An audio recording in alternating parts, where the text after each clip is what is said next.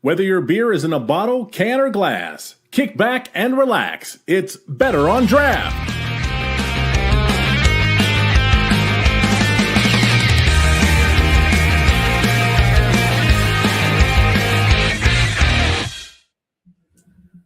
Hello and welcome to Better on Draft. My name is Rob. I am one of your hosts today. And with me is Wendy. Hey, Wendy, how are you doing? What are you drinking? I am fantastic, and I am drinking a Evil Twin Brewing from New York City Disco Party. Nice. It is a double IPA with Sauvignon Blanc, grape juice, and the hops are Citra and Nelson. It's delicious. Nice. And I'm glad you're fantastic. I have something to follow up with it, too, if you want me to talk about it now. Sure. I have a Transient Artisan Ales Peach Cobbler Smolverine. Nice. It is a peach cobbler sour. Excellent. I've had a couple of those Smolverines around my house once or twice. There is a lot of them at the local right now. Nice. I am drinking, I didn't save the can of it, but this is a beer brewery, Weizengut. They're Hefeweizen.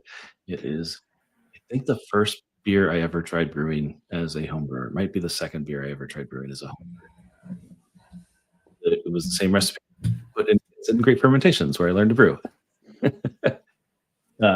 And so with us today, we have our guest Seth from Elm Street Brewing, and we might have a surprise guest later. We're working on that.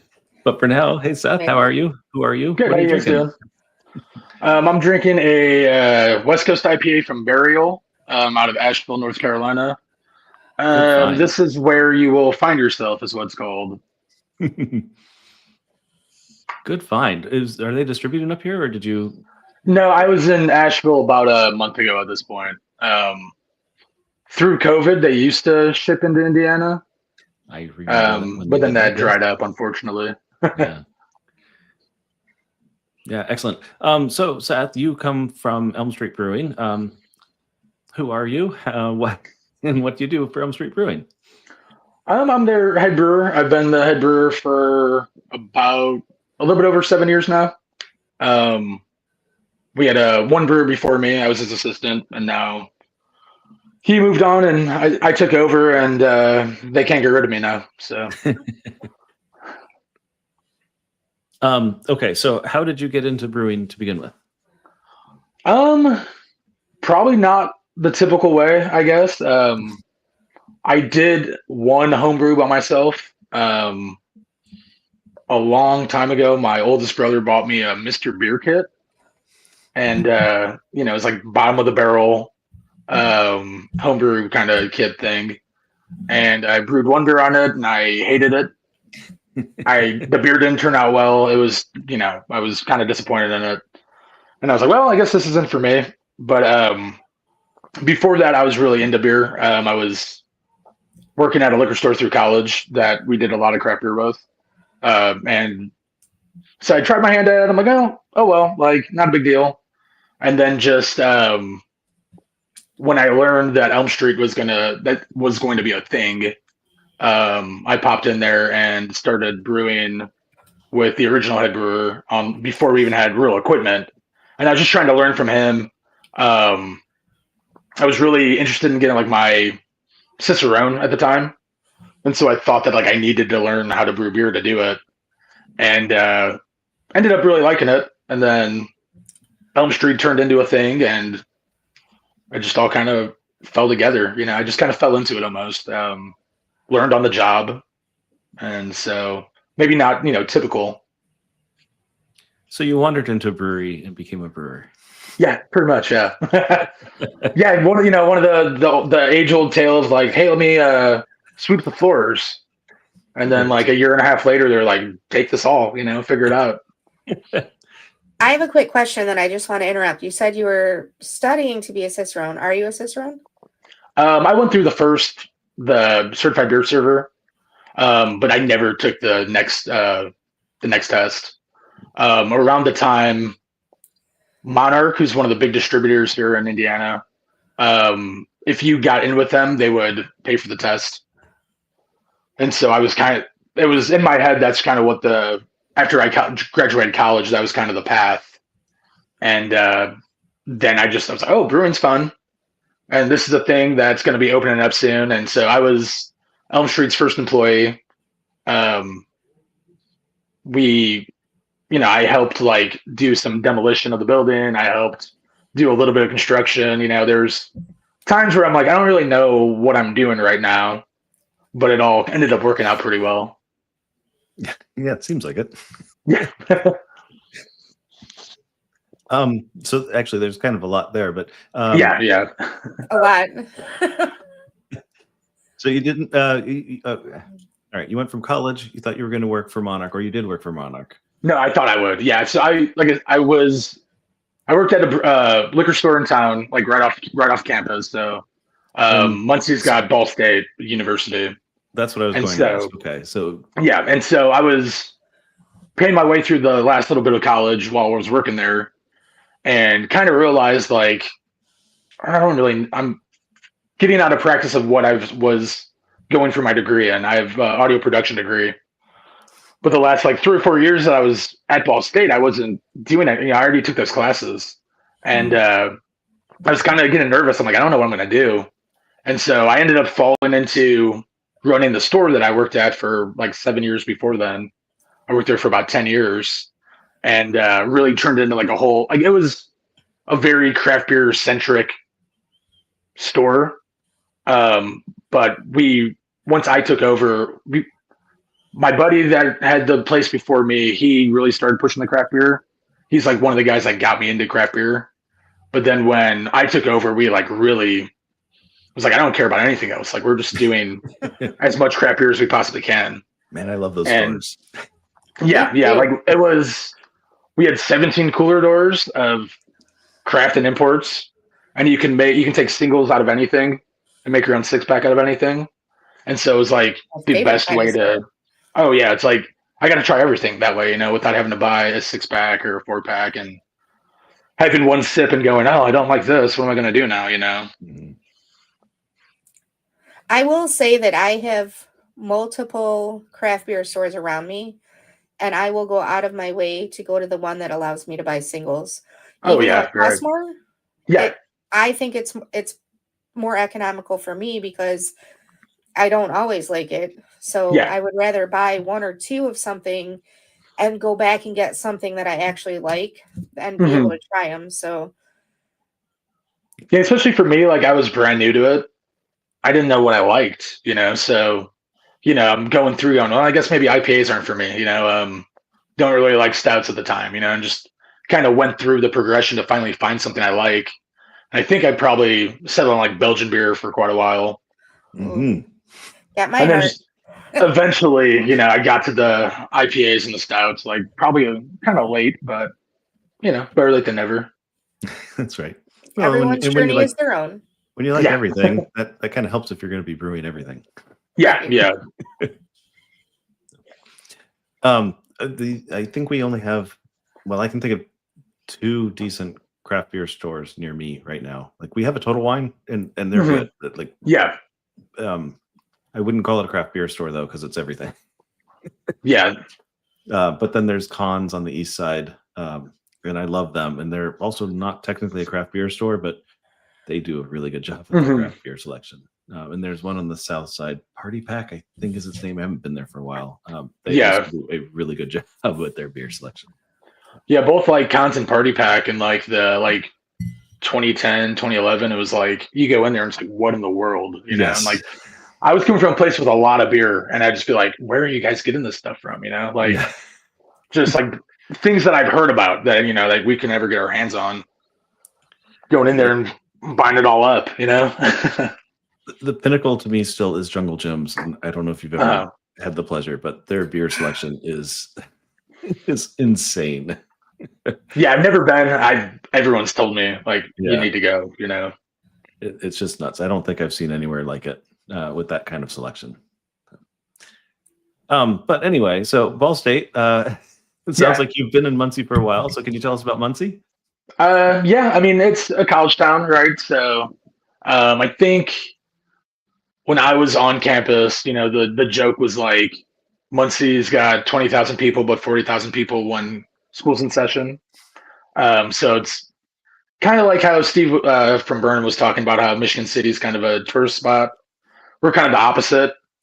In the summer, it's like a ghost town. It's nice at times, but then once the kids come back, it's like okay, yeah, there's like some energy again, and there's stuff a little more things happening. But just we're an hour south of Fort Wayne, an hour north of Indy, an hour west of Dayton. So we've got some decent big cities around us, and it just kind of all the little neighborhoods kind of remind me of home. I'm originally from like Northwest Indiana, and so it's just it was for me a perfect distance where I could run home if I need to, but like no one's gonna drop in on me, and so it's just kind of like perfect for me. But yeah, I've been in Muncie. Yeah, I've been in Muncie for more than half my life now, which is crazy to kind of say out loud. Right. So my kids, when they were little, we had a family membership to Minnetrista up there. Oh yeah, is I guess not quite on the Ball State campus, but there are some Ball State buildings there, and I think the Ball Museum is on the grounds there too. Yeah, I think so. Yeah, it's a beautiful property. They do some really cool stuff out there. They've got a lot of events throughout the year and farmers market every Saturday morning, I believe, and just cool. There's a lot of really cool things about Muncie for it being a small town. And I just think that, especially with Ball State, like when I was going to Ball State, like I didn't venture off campus much, it's downtown's for the adults. It's scary, and it's cool. We're starting to see college kids kind of come to Elm Street more often, and even just other places downtown that are kind of, they're kind of looked at as more like craft beer places. So Muncie's got a cool craft beer scene. The Herat has been a staple. I think named one of the best craft beer bars in like early 2000s, a couple years in a row. Is that the one on top of a hotel or something like that? No, something else. Yeah, I think that one's maybe 1925 Pub House is like a little bar, like restaurant underneath the hotel. Okay. But the Herat's like a Viking themed bar. They've got like, they used to, you would go in there, they had like a book of beer, and it would just be, you'd just pick up like crazy stuff. I think when Burnham did a collab with us, we took them over there, and they had a 1989 like John Hardy or something like that, like a English barley wine. And we bought it, and Steve was like, I was born in 1989. This is crazy. It's like, yeah, that's kind of wild, or it might have been 86 or something, but it was whatever year he was born. It was like, we just sat there and drank it. And it's like, so that just is here, huh? I'm like, yeah, it's kind of the allure of the place, How far is that from Elm Street? 5-minute drive, we're not really in walking distance necessarily, but nothing in Muncie is that far away from each other, really. Yeah, I used to live in a college town, and it was a lot like that. I think it was 8,000 permanent residents, but it was a university of 18,000 students. Yeah. Well, when you're in a college town, everything is in walking distance. Yeah. Oh, yeah, right. Especially when you're in college, I mean. Right. You now that I'm older, I don't know, Now that I'm older, I'm like, I'm going to drive over there. Yeah, Uber back if I need to, whatever, The fact that you said he was born in 1989 or 1986 kind of just made me feel really old. I'm just going to point that out. Hey, yeah, Wendy, what do you got coming up? 50. Yeah, hooray. All right. So I'm gonna give Wendy a chance here in a second, but so how did Elm Street Brewing come to be? Like, how did it get opened? And so let's see. So we're in a neighborhood that was kind of forgotten by Muncie. The first time I ever went in, so I got the word of it through working at the liquor store. Tyler, the head brewer before me, he was one of my good beer customers, and he would come in every Friday and buy like 5 or 6 bombers. And I'm like, dude, what are you, eventually I had to be like, what are you doing? And it's like, oh, I've got some buddies that are starting a brewery, and we're in like the super early stages. So like I'm just trying to get them to like drink a bunch of beer, and so on Friday nights they would do a bottle share there, and he would homebrew and bring in 6 barrel, put it on a kegerator, and then do a whole bottle share with it. And he invited me out there one day, and I had roommates from my freshman year in college up until 10 years later. And it was the first year I didn't have a roommate. And I met Tyler at the liquor store, and he told me about this. And I go home on a Friday night, and I'm like, man, I don't know. Like, I won't know anyone. I don't really want to go there, And then I was just like, what am I going to do? Like, I don't have roommates anymore. I got to do something. So I kind of forced myself to go out there. He gave me the address, and I pulled up to this old brick building, and I'm like, I don't think I'm in the right place. And I'm like, did this guy just like prank me or something? Like what's going on? And so I called him, and he came out in front and brought me in there. And I walked in, and I was like, what? Wait, what? Like the outside of an old beat down brick building on the outside, and I walked in, and it was like gorgeous, And yeah, and I'm just like, and I don't even know. I think at the time I didn't really maybe even grasp that they were actually going to do a brewery. Like I thought, like, oh yeah, I'll walk into like a garage, and it's going to be like, oh yeah, we'll eventually get there. But like, it was just this like, it's like that, and super thick brick walls. And it was the Muncie Ice House. And so they gave me a tour of the whole place, and I'm like, this place is massive. Like, and we get to the back, and they had a pretty small room with a walk-in cooler already in there. And I was like, oh, you guys are like serious. Like, you've already got your a cooler. So like, okay, hold on. Like, I thought it was like some like, yeah, we have a couple beers and we talk about, starting a brewery. Like, I didn't think it was like serious.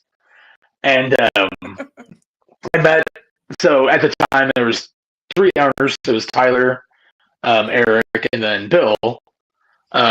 Since then, Eric and Tyler have moved on, but Bill still owns everything. And they kind of had the same mindset that I had for Muncie, that like all my roommates moved down to Indy, and it was this whole thing that was like, when are you going to grow up and move down to Indy? And I'm like, I don't know, like at some point maybe, And they were like, we think Muncie is really cool, and we want to try to make it cooler. Like, we want to just try to help 50 extra people in on end of Muncie on a Friday night, and then they go see the Hurrah and Savages and Pickle Beach.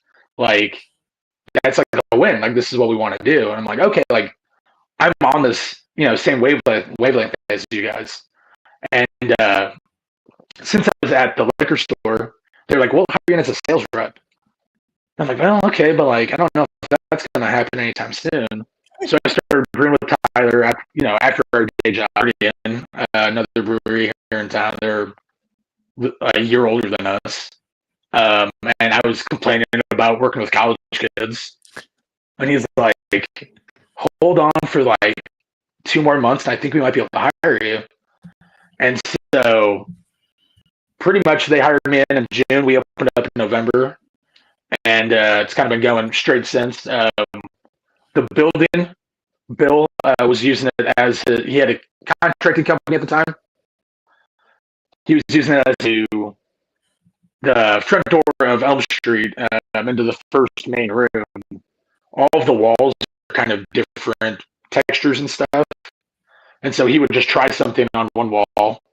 Okay, that worked, and go on to the next thing. And then like when he had people coming in and asking him to do stuff, he'd be like, what do you want? Like, do you want a wall like this? Do you want something like this? And so all of his guys did like all of the work.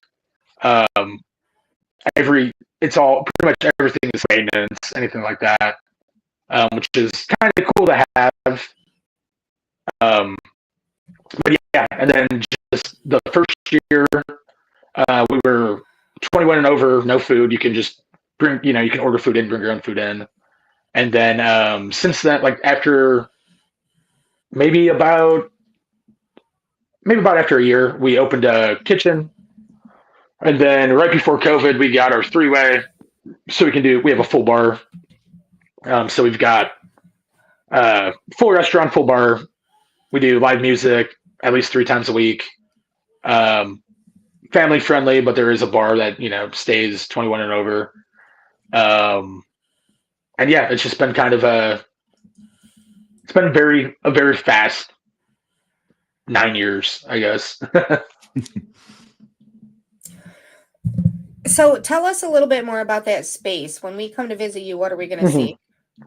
So it's old industrial building. So you walk in, it's all concrete floor. Well, first room's concrete floors. Got cement bar tops, bunch of booths that we've made, repurposed tables, exposed brick, industrial kind of feel. You go into the next room, it's all wood floors, more exposed brick. Got a bunch of art and stuff on the wall, stuff like that. But it's just kind of the big thing that we would always hear, like when we opened up, would be like, I'd watch people walk in the door and be like, whoa. And they'd come up to me like, this doesn't feel like Muncie.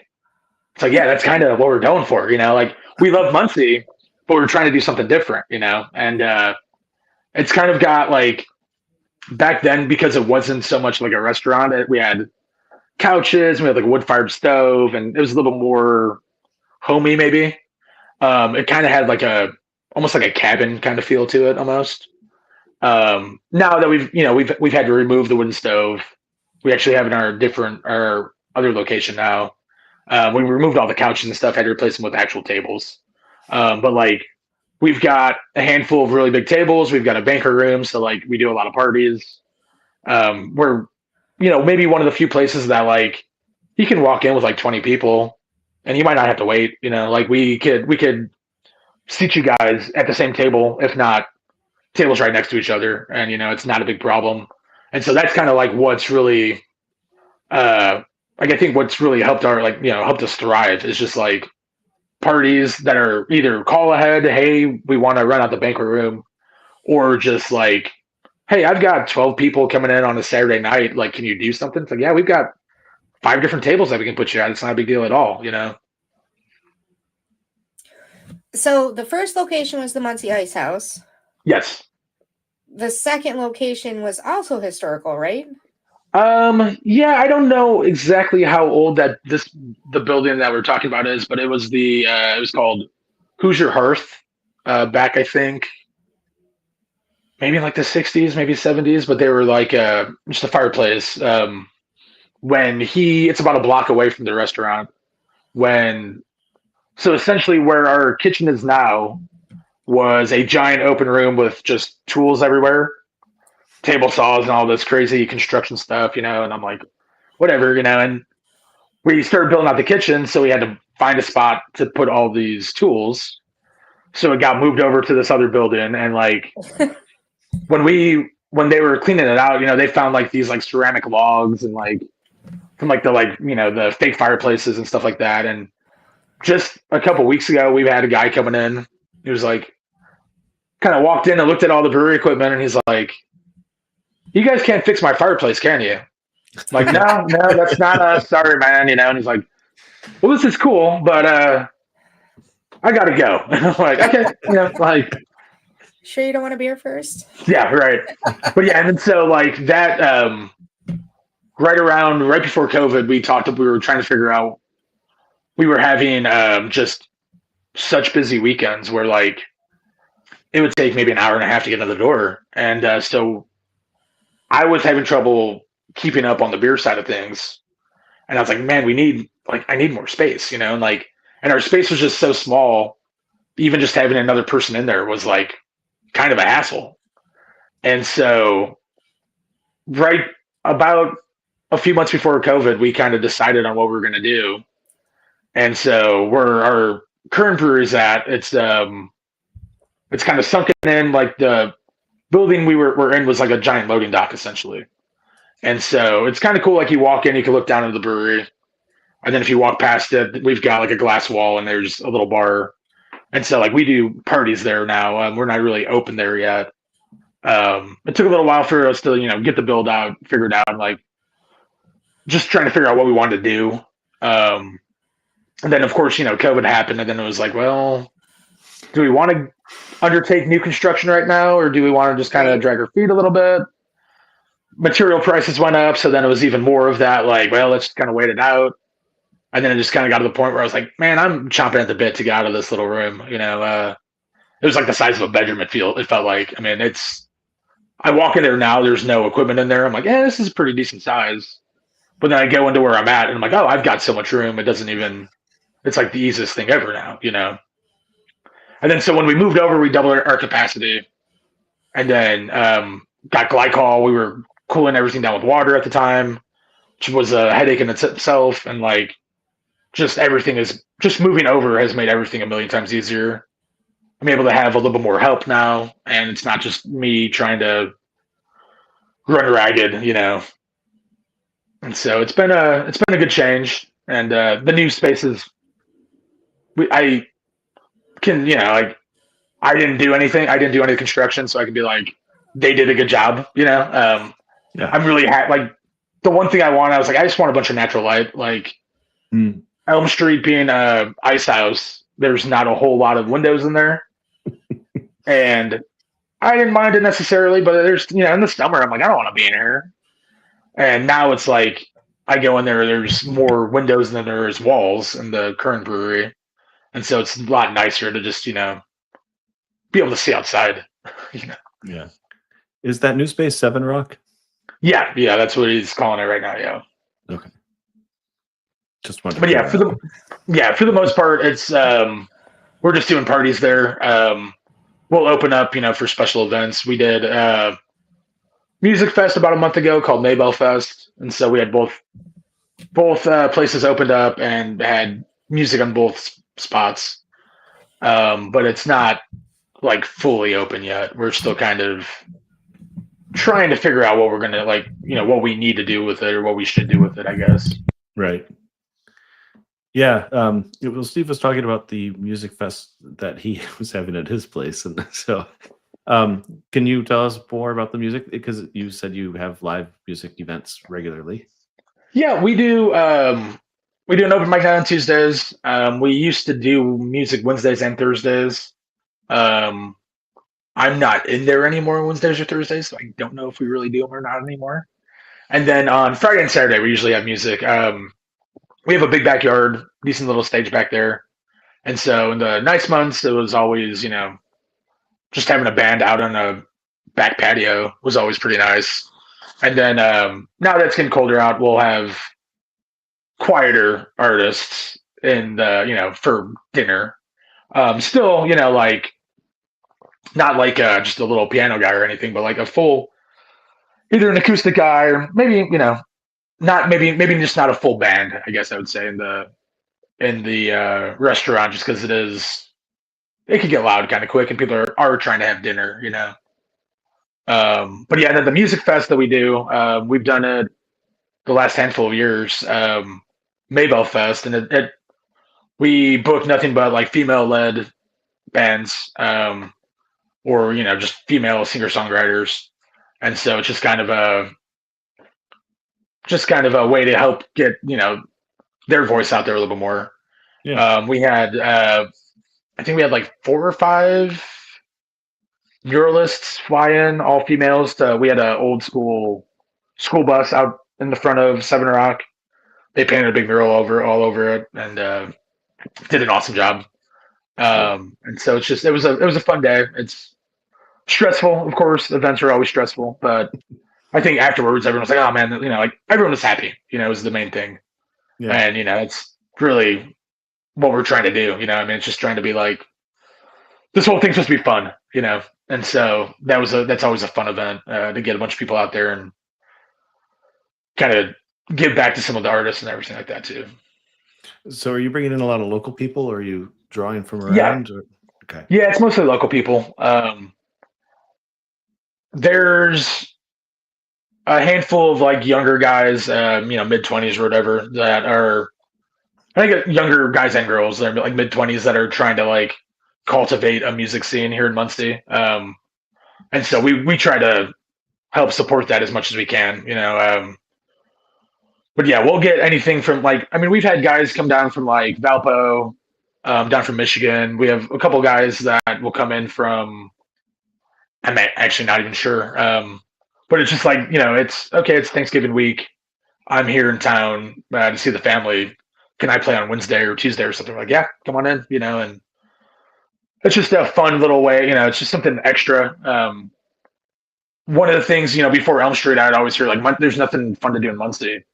There's like a bunch of stuff fun to do. It's just sometimes it's not well advertised, and sometimes that's our downfall also. But also like, it's just one of those things too. It's like if you're not looking for it, you're not gonna, see it anyways. And so if there's, Minnetrista, what we're doing, Guardian does live music. A lot of the other bars downtown do that kind of stuff. So it's like there's a lot of there could be a cool music scene here that we hope that we can help grow a little bit, at least, whatever we could do, I guess we would say. Cool. Let's talk about the beer. Yeah. What would you say is your, like, the signature of Elm Street? I would probably say Citronaut, which is just our like house IPA. That's what I drink the most, honestly. So that's probably why I would say that. But we get a lot of love for our sours also. I think we just kind of like, I was really into sours for a really long time, and I was trying to force them on people for a really long time, and I finally got people to catch on. And so, and I feel like I have a tendency to, if JT was here, he'd probably be able to attest to this, but like we start talking about a beer and we just kind of try to take it like, okay, let's just like take it to the extreme. Okay. Like, so, okay, carrot beer would be good, but what if we did a carrot cake beer? And what if we added, actual whipped cream? And then, okay, what if that would be sour? And then eventually you have to like go, well, okay, hold on, let's bring it back a little bit. Find where it's like realistic, where it might be actually palatable, and then go from there. And I feel like for a long time, I just kept going like, oh, this would be a really good IPA, but like, I like sour IPAs. So maybe I'll make it a sour IPA, and I'd be like, okay, let me chill out on that. And let's, take it a step at a time. But then recently, let's see, maybe end of July, beginning of August, I had an idea for quite a while. I wanted to make something like American Light Lager, like something very as close to a domestic as we could. And we brewed something, and we let it condition for a while, and we tried it, and it was like, oh my god, like this actually like works. Like we can do this, with nothing to hide behind. Those are like the hard beers to do. And so I thought, it's going to be 4 or 5 batches before we can like get to something we're happy with. And we tried it the first time, and it's like, oh my god, like this is it. Like I can't believe. And then it was very concerning because it's like, we got to do this again. And like, we try to take good notes, but you start getting a little nervous about, some of that kind of stuff. And we've pushed it pretty hard this tail end of the summer into now, and it's catching on pretty decent. It's funny because it is like the lightest thing we've ever made, but it's like, yeah, I guess, Muncie still wants something like that. And if I'm happy to give it to him, like, I think it's like, it's a cool, there's like the different regional beers that like, get the people like, glob onto. Like you had like Kentucky Cold Snacks for a while was like this big, like hipster beer, or like Olympia or like PBR. And, for a while we were talking about trying to do a bunch of carry out, and I was like, oh, we'll bring in like Narragansett or something, and like something to like really, that's like off kind of the beaten path. But we can like maybe make this like Muncie's like hipster beer. And then just like one night, I think maybe me and JT were talking, and he's like, wait, why are we going to do that? Like, we make beer, right? Oh yeah, I guess maybe we can try to do that, and we so make our own. yeah, and I was just so like, I was thinking of like the 30 pack and like, I had the specific thought in my head, and then I took that step back and I'm like, oh yeah, like hold on, that could be doable. Like I said, it was scary we've done maybe four batches of it now, and the first one to the second one, it's like, oh man, here we go. But they've been fairly consistent throughout, and the people that are drinking it are happy with it. So that's like the main thing, You might have said it and I missed it, but what was the name of that one? Oh, that one was Legends and Lowlifes. Okay, Legends and Lowlifes. Yeah. Excellent. So what is the favorite beer that you've made so far? Not everyone else's favorite, your favorite. Yeah. So my favorite is probably my first recipe that I did, that I was like did 100% on my own. It was just a sour IPA. New Belgium used to, I don't know if they still do, but they used to do a beer called Le Terroir, and it was a sour IPA. And it was like, I remember the first time I had it, it just like blew my mind. I'm like, I didn't know that this was a thing, And then I think I was probably only brewing for maybe like 3 months at Elm Street, and we did a tap takeover with Urban Artifact, and his name was Scotty, I believe. One of their guys came in, and we got a couple like exclusive kegs from them for this tap takeover, and one of them was a sour IPA, and I was sitting with him and some of my sales reps, and we had dinner and we had a couple beers, and we were all kind of like, it was all kind of tailing off. And I tried the sour IPA for the first time, and I was like, dude, this is amazing. Like, this might be better than Le Terroir. He's like, well, I don't know about that. I'm like, no, it's still good. I was like, I wish I could do something like that. And he's like, dude, you're making decent sours. Like, why couldn't you? And it was just one of those things where I'm like, oh yeah, I guess I never thought about that either, And so the very next, I think that was on like a Friday, the very next Monday, I'm like writing the recipe, getting the hops, trying to figure it all out, brewed it on Wednesday. And then a couple weeks later, it's ready to go. We put it on tap. People are liking it. I fill up a growler and take it to my buddy, Tyler, who was the head brewer before me. I'm like, hey dude, this is my first recipe. Like, I want you to try it. So he pours it out and he takes a drink, and I'm like, dude, it's a mess. I know I need a lot of work. And he's like, no, dude, like it's solid. Like, you don't have to do anything to it. Like, this is like a very good starting point for like your first recipe, And I'm like, oh, okay, cool. Like, I did, and I still do really respect his opinion.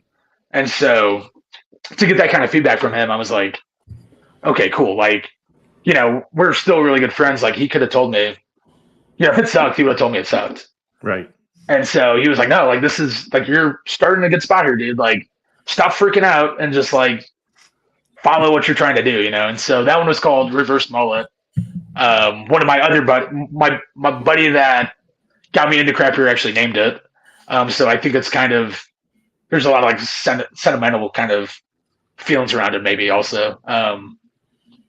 And we haven't made that beer in forever. So maybe this will remind me to like, oh, we should probably make that beer again. Maybe we should go back to it. Yeah. Sounds like it. So if I were to go in, I'm a huge flight girl.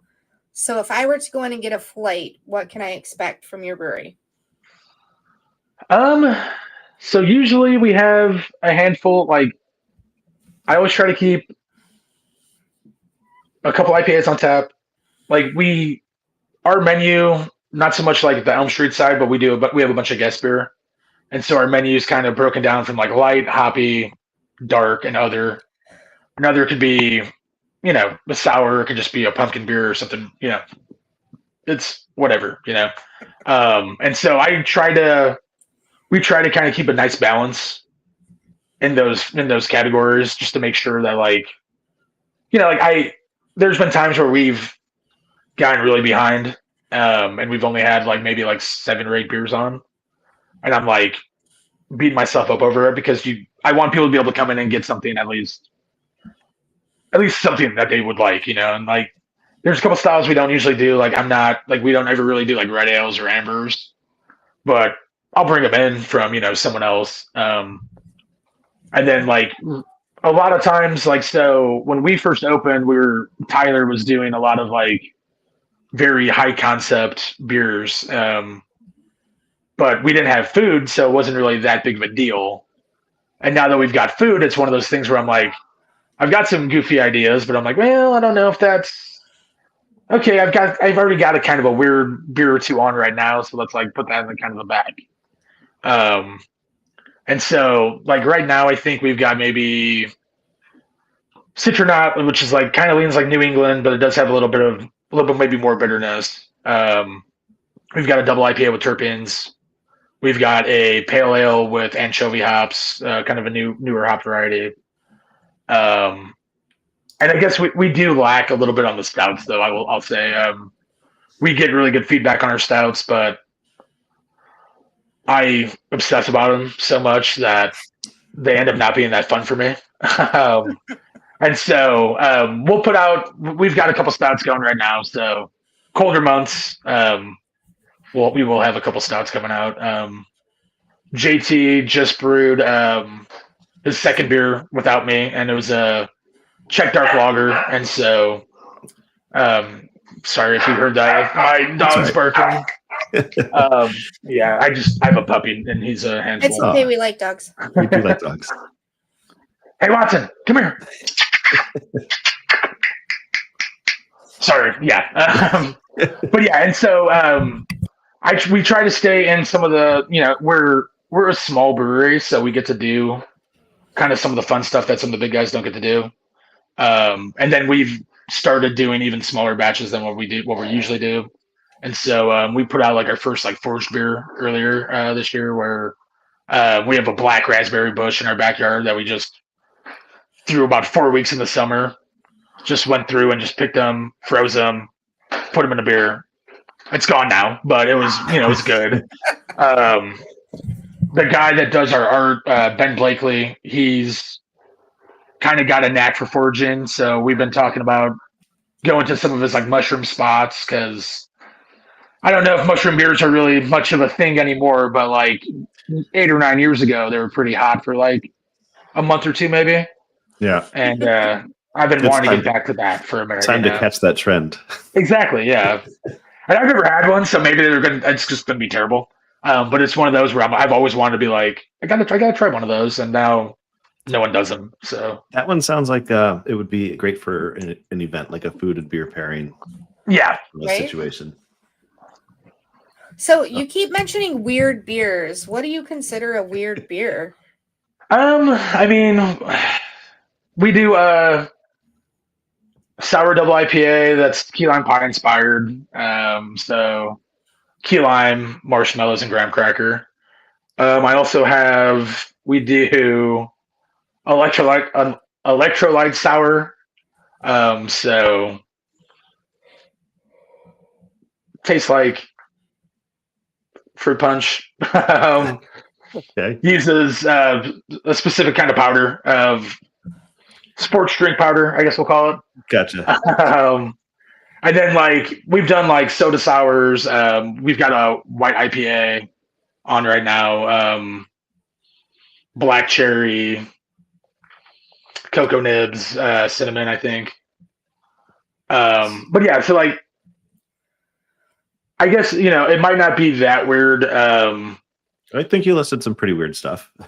Yeah, maybe, I don't know. Yeah, like the bigger cities, I was in Asheville, and we're going kind of brewery hopping, and I'm like, oh cool, I've done one of those, and now I've done something like that, and like I feel like I'm on like the same wavelength at that point, and like okay, I'm not like super far off base at least, but like so to me they're in my head they're not really that weird, but I get if you're like not super into beer, or like Muncie like isn't super like it's way better now, but like when we opened, like no one had a hazy IPA before.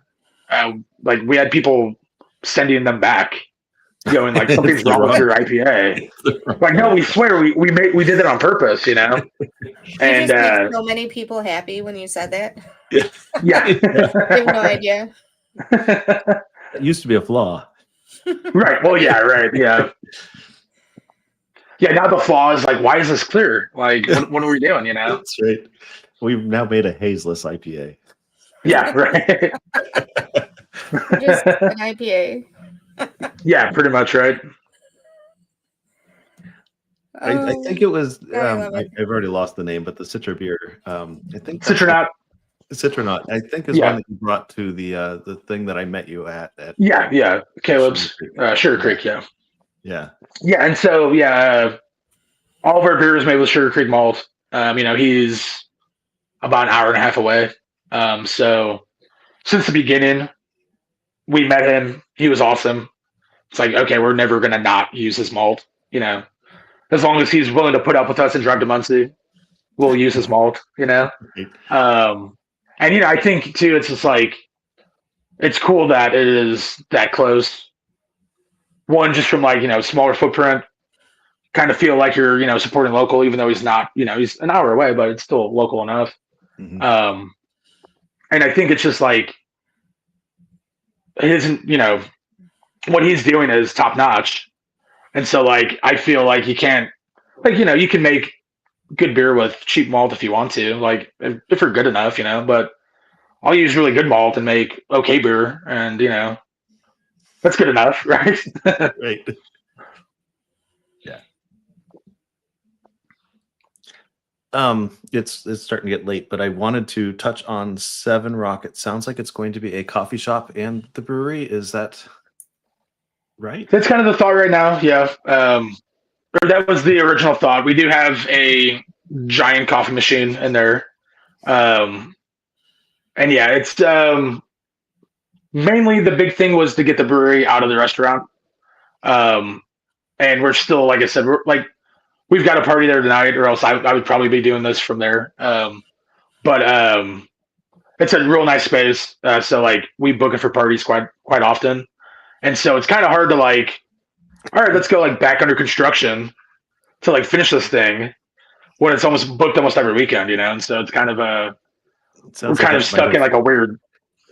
It might have found a different niche than what you thought it was going to have. Yeah.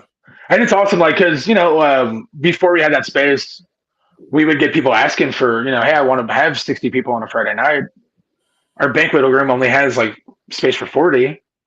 And so you go, well, like, we can give you half the restaurant, but like, I don't think you want to pay for that. And now it's like, oh, we'll just take you right down the street. And a lot of people haven't seen it yet, and so like, it's really cool. Like I was in there as the party was coming in, and it's like, I'm trying to get everything together to leave, but I'm seeing people going in like, oh wow, like what the heck is this place? Like why aren't they open? Like because it is, again, it's just another one of those things where it's different than anything else in Muncie. Are there any Garfields in any of your places? No, actually not. We're probably slacking on that. No Bob Ross either, actually. So yeah, we are not representing Muncie very well, unfortunately. I'm gonna we'll have to change that. I saw there was a Bob Ross Center was I think just down the street from you. Yeah, Minnetrista does like a Bob Ross thing over there also. Okay. So that might be actually what it is, because Minnetrista is not very far from us. No, Minnetrista is not very far from you, and I wish I had known that. Except I wasn't going there in 2016, so. Oh yeah, right, and we, depending, we might not even been open. So because we opened up November of 2016. So I feel like probably our last trip there was 2011 or 12, somewhere around there. Oh, okay, yeah, it's been a little while. Yeah, a little while. Yeah, things have changed a bit, but that's all right. Maybe you got an excuse to come now. So. I am actually leaning that way. It sounds like a good trip for me and my friends. Yeah, and like there's a cool craft scene. Savages is like the spot that we all go to after work. They've got an awesome tap list all the time. They always have the crazy Three Floyd stuff. The crazy just stuff that I'm like, man, how did you guys get this? I wanted this. And then again, Herat is like an institution at this point, and so and then us, Guardian, and then there's Northern Tropics, who's a little bit south of Muncie, but real small. I think he might be on a 3-barrel or so, but he's making killer beer also, and it's just like you could spend a day and hit a couple different spots, and good thing about Muncie is it's cheap, so Right.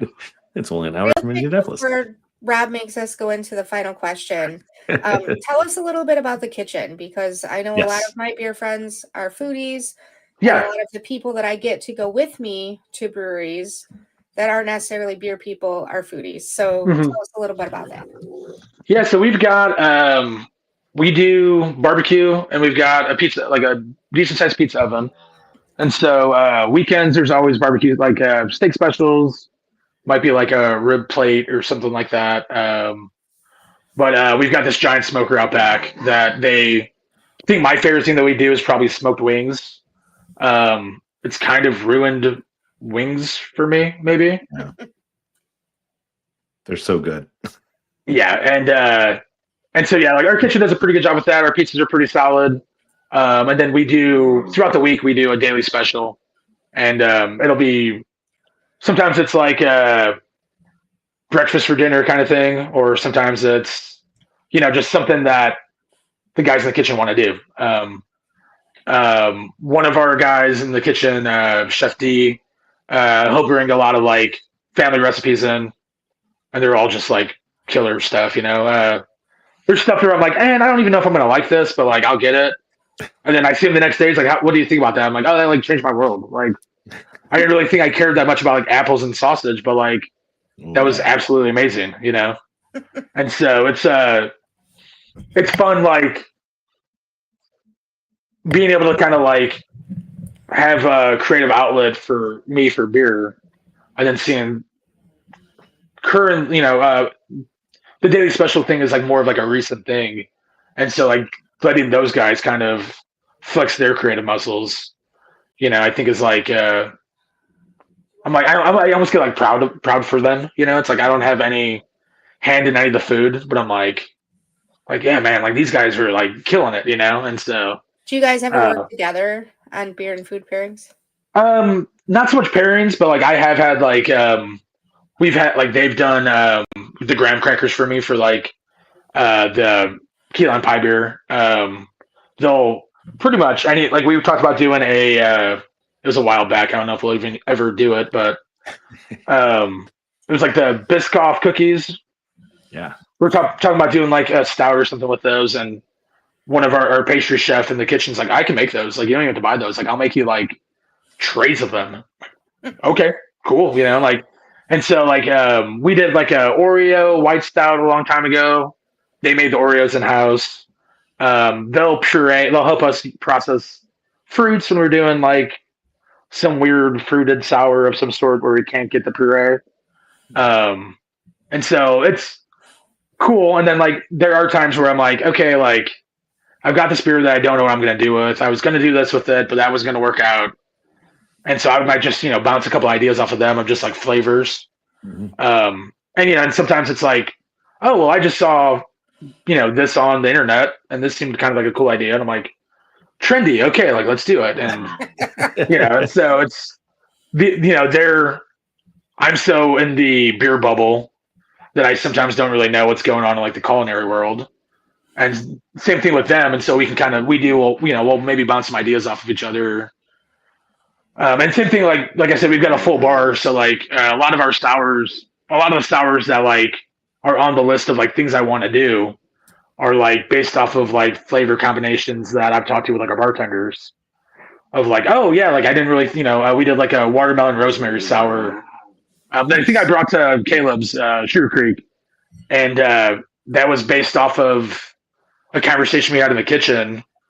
They were joking about they saw like a TikTok or something that they called it a vegan steak, and it was a hunk of watermelon with rosemary on top of it. And I was like, oh, that's kind of funny. And I'm like, I want to do a watermelon beer. Okay, we're going to do a vegan steak sour, whatever, Yeah. We ended up not really marketing it that way because the one beer festival we took it to were like So I've got a vegan steak sour, and everyone's like, no. Like, no, it's watermelon. It's not actual, it's not like Impossible meat. It's not tofu. And so it just had to be, okay, it's just a watermelon rosemary sour. Like we won't go to marketing and, kind of thing on that. I was in the IPA and dark beer tent. I think or IPA and weird beer tent. Yeah. But the sour tent was over on the other side. So I didn't really get to too many things. I had some Wait, good they beers, had a though. tent called Weird Beer? Well, it was kind of unofficial, but it was. Yeah, it was there. Scratch out of Southern Illinois had sent over. I can't remember what it was. It was a style I had never had before. I think it was the only beer I checked into Untapped because of the style. But it was one of those beers that doesn't have any hops in it, and so it was like a Gruit or something, maybe. Yeah, one of those. Yes, a Gruit like the navy bean soup beer. I'm never ever gonna forget that. I literally drank a beer one time that was the navy bean soup beer, and it tasted like navy bean soup. Okay. It was delicious for like this much. Yeah. That's. Are you familiar with Central State? They used to be in Indy. I remember. Okay. That. Oh yeah. So we did a collab with them. It was before I was the head brewer, but we did a ketchup sour, a ketchup goza with them. Oh, no. It started off as a joke. So me and Tyler had this idea that we wanted to do a week of collabs. And so we did one with Black Circle, and then went down to Indy, did one with Black Circle, came back to Muncie, slept, and then we decided to head up north. And so we did Goshen, Burnham, and Bare Hands, maybe. I think that was the three of them. That's a good swing. Yeah. And Black Circle, Jesse, who owns Black Circle, he hates ketchup.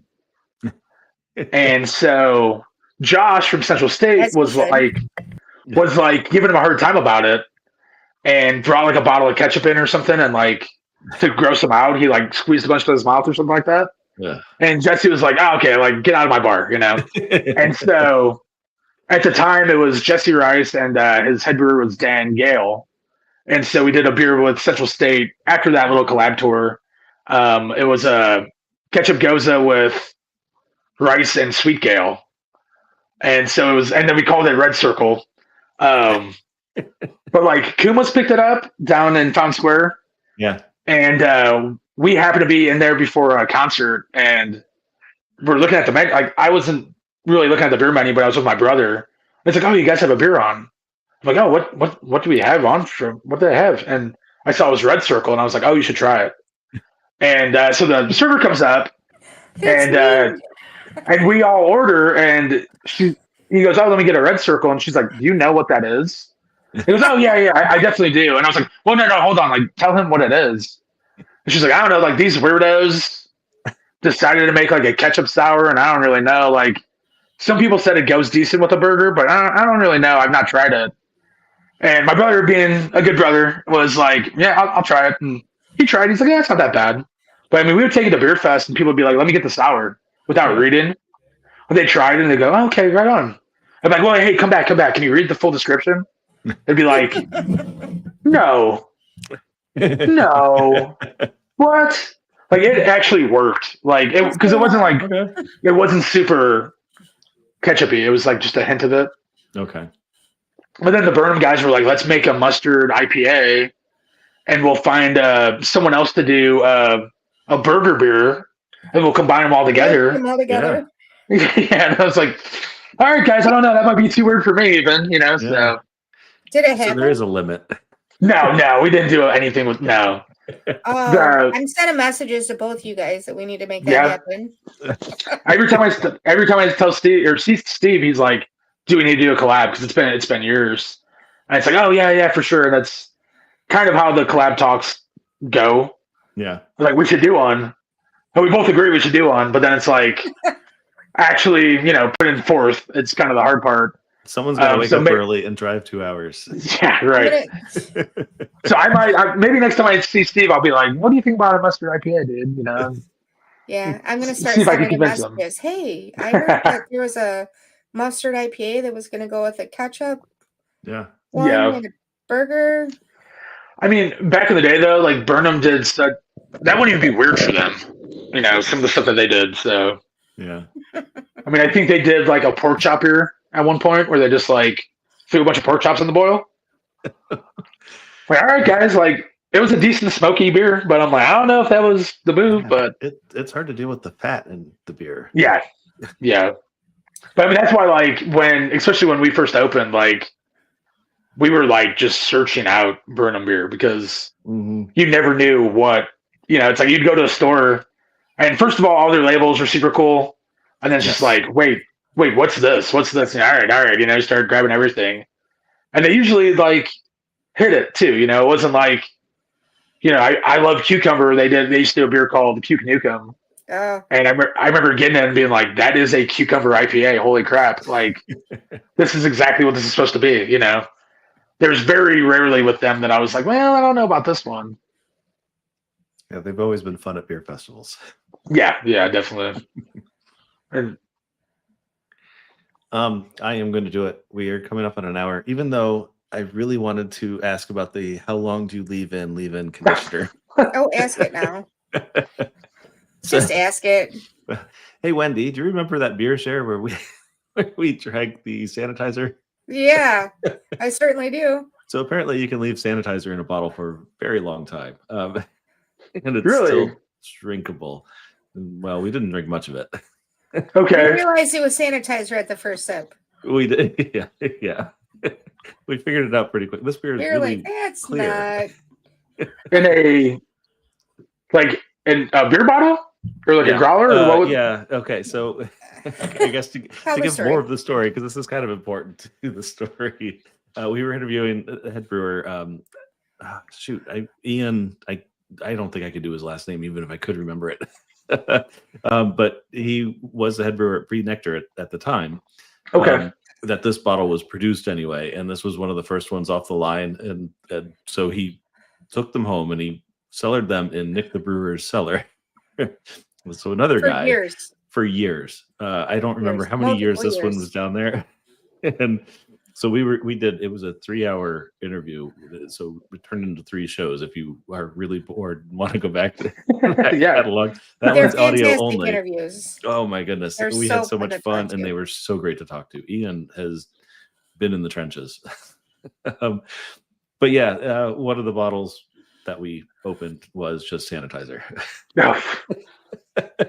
Because it was early off the bottling line. He passed it around, and we all, like, a couple of us took a drink, and we were like, that's not right. That is not. At least it's food safe, right? Like, And he's like, oh, you got one of the first bottles off the line. And Nick was so mad. He's like, I've cellared this for like 7 years for you. He had even moved houses with it, I think. Oh, yeah, that's the worst, yeah. He moved multiple times because Ian had left the state to go somewhere else and then came back and like he was doing other stuff. So Nick had his, oh my gosh, it was so hilarious. The fact that we all drank it, not realizing that it wasn't, I'm pretty sure it was a mead. Yeah.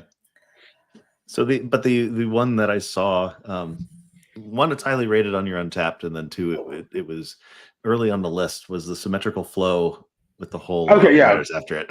Yeah. But it did have a mention to how long do you leave in conditioner. So can you tell us about that beer? So you're Wendy, you were drinking an Evil Twin beer, right?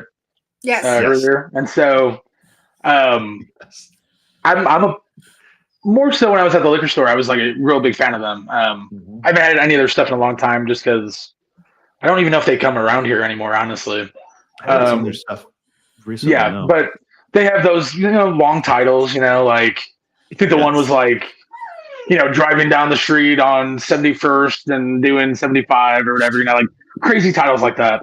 Yeah. And I think it was the How Long Do You Leave in Living Conditioner was a COVID beer, I believe, that like right around COVID area. And I was just mainly because I couldn't get a haircut. I was growing my hair out. And someone told me I had really healthy hair, but I should what you can do is you can use some like leave-in conditioner. And I was like, okay, cool, whatever. So I just like went to the store and bought one, randomly, and I had that thought, and then it made me laugh just as like a name. And so the original, like just the regular, how long do you leave and leave-in conditioner was like a Mexican hot chocolate stout, which is like my favorite kind of stout probably. But I tried to go at it as like Evil Twin. And so I think we aged it on like barrel staves for like 4 months. I used 5 different peppers, 3 different kinds of vanilla, 2 different cocoa nibs, and I was like, I'm trying to make this like an Evil Twin beer essentially. And it turned out awesome. Like it was exactly the beer I wanted. But it was also something I obsessed about for like probably like 3 months, like tasting it all the time, trying to get I didn't want it to be super hot because I'm not really spicy. Like I'm not, I don't like spicy stuff, I guess. And I didn't, there was a lot of balance that I was trying to kind of achieve there. It turned out awesome. And we had a little 5-gallon barrel from like Journeyman, and I put some in there, and it just ended up going sour or something. And I was like, man, that sucks. Like, and we were joking about it. Like, my assistant brewer at the time was like, what would you even call it? Like, well, it's just like barrel aged. How long do you leave in leave-in conditioner? And it's like, I mean, there's probably a better name. And I was like, yeah, I don't know. And then we got to how long do you leave in leave-in conditioner in a barrel? And so last year, having the new space, that was the first we were able to do full barrels, 55-gallon barrels.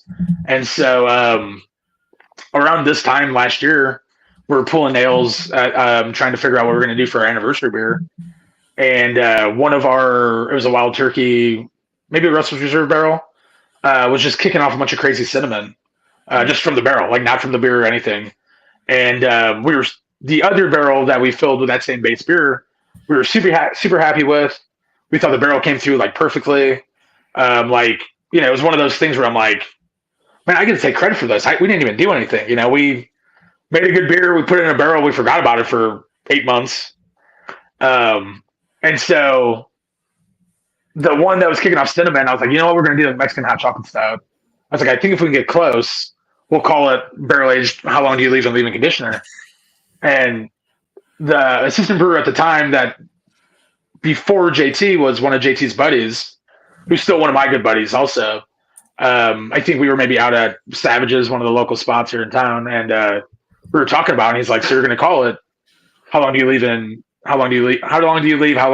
leave-in conditioner in a barrel, right? I was like, I don't know if we could fit that on a label.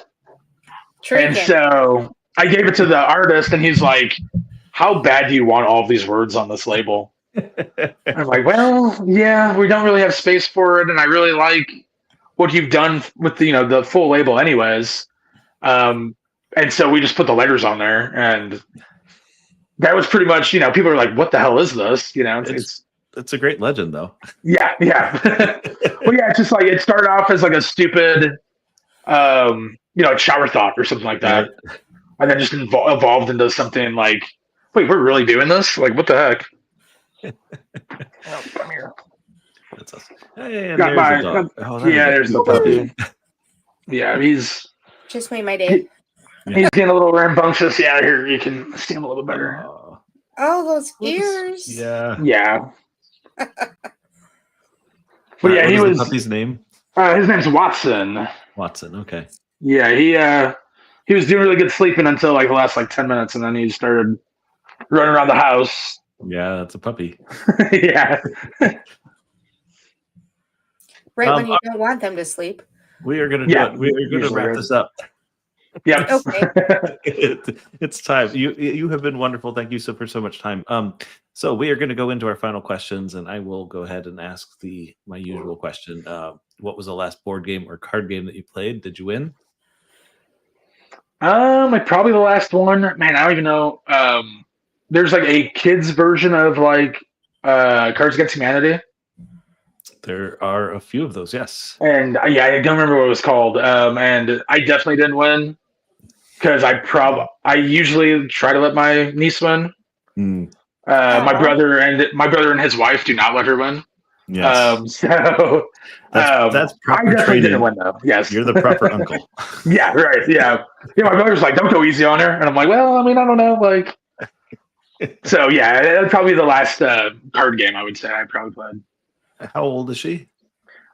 She is about to be 9. Okay. Oh, Yeah. stop going easy on her. Yeah, I know, right? She's ready I'm now. a fantastic aunt, and my niece and nephew will tell you that I do not let them win. Yeah, When they win on their own. yeah. I think she called me out on it a couple times, so I kind of have to like probably not do it anymore, But just I don't see her as much as I usually. I probably either of us want to, and so I'm just like, you can do whatever you want. You can win. It doesn't matter. I'm currently on the Happy Salmon train. I really like that game, and it plays in like 5 minutes each time. Okay, but it's really active and fun, and especially fun with kids because they really get into it, and they might play more times than you want to play, but it's still it's a lot. So I will recommend Happy Salmon very strongly. I was trying to figure out a Christmas gift recently, so there we go. I think you might figure it out for me. Well, it might be a little. Hopefully, she doesn't listen to us. Rainbow Pirates. Rainbow Pirates is an amazing game. I love it. That was from my niece and nephew. And just so you know, I live 10 minutes at most from my niece and nephew, and I still don't see them enough. So I totally get that. Yeah. They're amazing. So my question is, let's see, what do I want it to be today? What beer, if I'm coming into your brewery tomorrow, what beer should I try? Yeah, that's a really hard question, honestly. Because usually, it doesn't matter what I like. What beer yep, you knew exactly what I was going to say, because I was like, that's always my answer. Is like, so what are you in the mood for? What do you like? Drives me insane. I don't want to hear that. Tell me what beer you think I should try. If you came in tomorrow, I would say Citronaut or House IPA is always solid. Again, we've got a electrolyte sour on, which is maybe weird enough that I would be interested in. But more than likely, because it's what I drink mostly, it would be a Citronaut. JT would probably tell you our light lager, Legends and Lowlives, if he was here, but he doesn't count. So whatever, you can just drink Citronaut. Technology won't got work it in for there him. anyway, so it's all good. right, yeah. And if you come in tomorrow, you might see him. So there you go. Nice. All right. Well, thank you, Seth. It has been absolutely wonderful. Appreciate the time. Do you have anything coming up that you want to plug or let people know about? No, not necessarily. We've got our 9th anniversary coming up, middle of November. I think I'm going to be able to at least release a barrel-aged beer for the Wednesday before Thanksgiving. We'll probably only have maybe a half barrel of it, but last year it stuck around for a couple weeks, so it's not like you gotta, skip the family and come in. You can come in the next weekend or the weekend after, and you'd still probably be able to try it. And yeah, other than that, come to Muncie. That's kind of the main plug. We don't do a whole lot of distribution. We've got a few little, kegs sprinkled around, but to get the whole vibe, come out on a weekend, live music, some pretty good food, probably some sort of funky food special for the night. So, and you get to try our beer, so that's fun too. And if you don't like our beer, you can go to like 10 other places that also all have good beer. So. Right. Wendy, do you have? Will like your beer.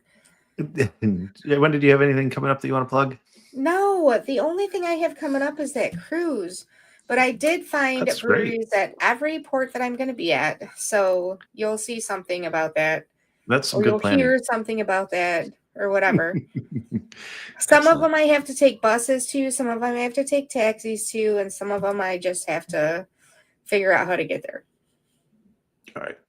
I at the end of November, I'm going to be in Hocking Hills, Ohio. which I don't know much about and have not looked into the beer scene there yet. Love it.